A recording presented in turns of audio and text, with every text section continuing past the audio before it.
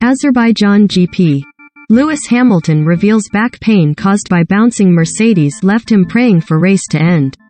Lewis Hamilton finished fourth in Baku, but his car provided him with a painful ride. Mercedes boss Toto Wolff apologized to seven-time world champion in. Said the team would sort themselves out. George Russell was third as Mercedes benefited from Ferrari's reliability woes. Lewis Hamilton has revealed the pain caused by the bouncing of his Mercedes left him praying for the end of the Azerbaijan Grand Prix on Sunday. After Hamilton had experienced severe discomfort during practice and qualifying on Friday and Saturday, the Mercedes driver had warned he was concerned about making it through the race. Sponsored link. 3 years on, walls start closing in on Thai leader Prayuth.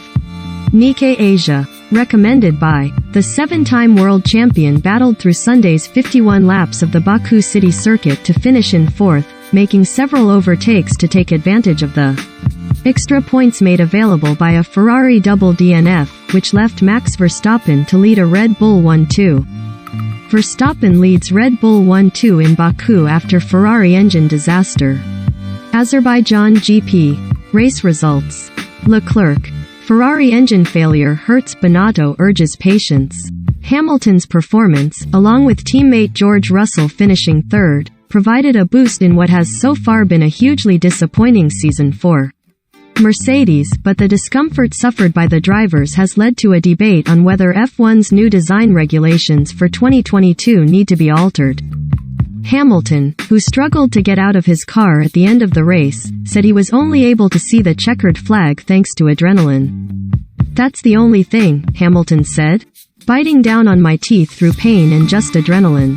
I can't express the pain that you experience, particularly on the straight here.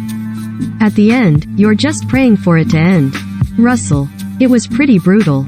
Russell's performance saw him close the gap to third-place Charles Leclerc in the Drivers' Championship, while Mercedes are now just 38 points behind Ferrari in the Constructors' standings. The team did a great job with the strategy. "Once we fix this bouncing, we're going to be right there in a race. We're losing at least a second with bouncing, for sure," Hamilton said. "It'll be at the factory tomorrow. We've got to have some good discussions and keep pushing." Russell, who is the only driver to have finished in the points at all 8 races this season, also experienced an uncomfortable ride in Baku and believes wider conversations need to be had about the issues of bouncing and porpoising. "I was pretty pleased to see the race coming to a close," Russell said. "You're just smashing the ground every single corner and lap for an hour and a half. It's pretty brutal. I'll sleep well tonight. It's a circuit that's not normally that physical, too. It's just what we've got to deal with and live with at the moment, and what we as drivers have to expect. There's not going to be any short-term changes, but there are conversations ongoing about the long-term future of these regulations. We've got a lot of brilliant engineers and intelligent people in this sport, and I am sure we'll find the right solution." Rattled Ricciardo wants to help Mercedes drivers.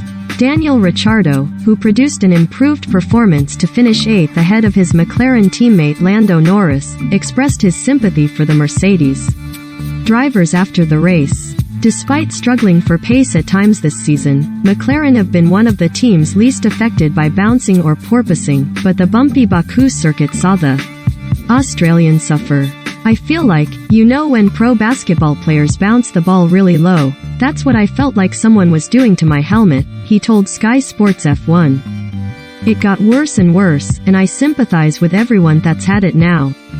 It's bad. I genuinely feel rattled. I am definitely going to help out when people talk about it. I know George has been vocal about it, that it's not sustainable. It's not good for our general health and well-being. It's not normal, the high-frequency load that we get. I am shaken, probably because it's the first time I've truly felt what some others feel.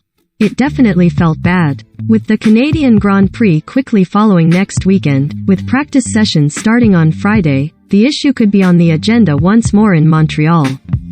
After that, there is a slightly longer gap before Formula One arrives in Great Britain, and Silverstone hosts the British Grand Prix from July 1 to 3.